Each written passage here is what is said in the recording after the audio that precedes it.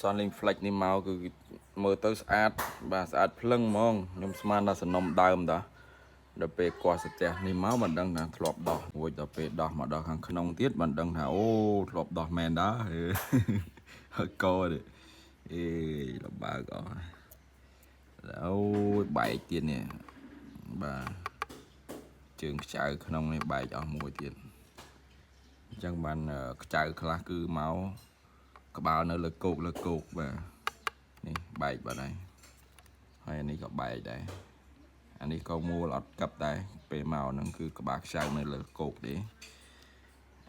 ខ្ចៅចាប់បតនេះបាត់អស់2គ្រាប់ហើយវាត្រូវមាន3ទេនេះនៅសល់តែមួយឯងបាទខាងក្រៅថ្មីសាហាវខាងក្នុងទូហើយថ្មនោះថ្មគេដូរដែរហ្នឹងអូដល់កនោះអើយស្មានតែស្រួលឥឡូវចូលដល់ចំណោតយ៉ាប់ទៀតហើយអាពួកនេះមកសំណុំដើមទៅយើងរៀងស្រួលធ្វើតិចដល់មករៀងចេះគឺបើថ្មដើមអីដើមទៅយើងស្រួលធ្វើអញ្ចឹងធ្វើតែបើកចេញហើយគឺដឹងតែចេញហើយប៉ុន្តែឥឡូវមកថ្មអីណាណីទៀតអញ្ចឹងវាកាន់តែវែងឆ្ងាយទៀតណាឥឡូវយើងបានបែកទៅមួយតង់ទៀតហើយយើងដោះថ្មដោះអីចេញហើយថ្មនេះមិនដឹងថាថ្មណាវាអាចថ្មវាដើមឬក៏យកថ្មផ្សេងមកផ្សារចូលអញ្ចឹងណានេះបាទអានេះកាត់ហើយយកមកផ្សារតវិញអញ្ចឹង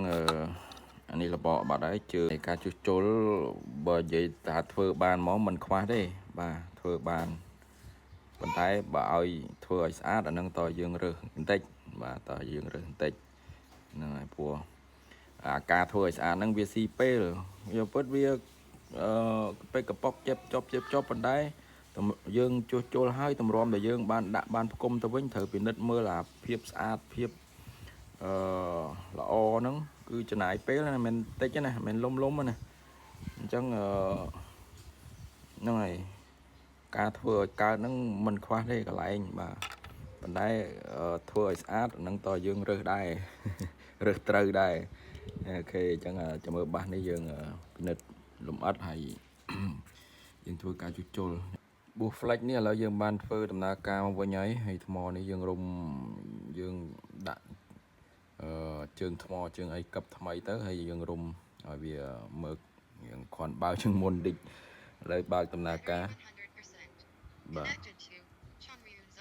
ពួកនេះពួកចេញសេរីក្រោយបញ្ហានៅពេលដែលមានកំហូចទៅលើ Bluetooth ហ្នឹងគឺភាគច្រើនមកគឺ Bluetooth វាចាក់សោហើយវាlock IC នឹងជាប់តែម្ដងអញ្ចឹងធ្វើឲ្យយើងពិបាកក្នុងការដាក់ firmware ថ្មីចូលនៅពេលដែលយើងចូល update អត់កើតអញ្ចឹងប៉ុន្តែវាពិបាកក្នុងការដាក់ដោយសារ IC មកគឺមិនភាគច្រើនទេគឺទាំងអស់តែម្ដងគឺ lock ជាប់ហើយបាទ lock ជាប់ហើយប៉ុន្តែអានេះយើងបានដាក់រួចរាល់ហើយវាមិនលើសពីមនុស្សទេមនុស្សអ្នកដាក់មនុស្សអ្នកដោះគាត់នៅវេទនាបន្តិចតែប៉ុណ្្នឹងឯងយើងដោតបញ្ចូលមើលគឺឃើញថាវាលោតវ៉លអីចូលប៉ុន្តែ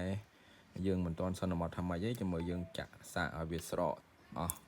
មួយចំនួនហើយចាំយើងបញ្ចូលមកវិញហើយយើងមើលសលេងមើលអីវាលុតអត់អីអត់អញ្ចឹងពេលយើងបើកខ្លាំងតេស្តទៅវាមានបញ្ហាអីលេចឡើងមកទៀតយើងធ្វើទៀត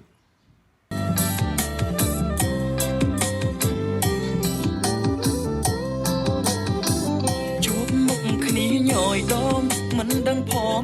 យើងដូចគ្នា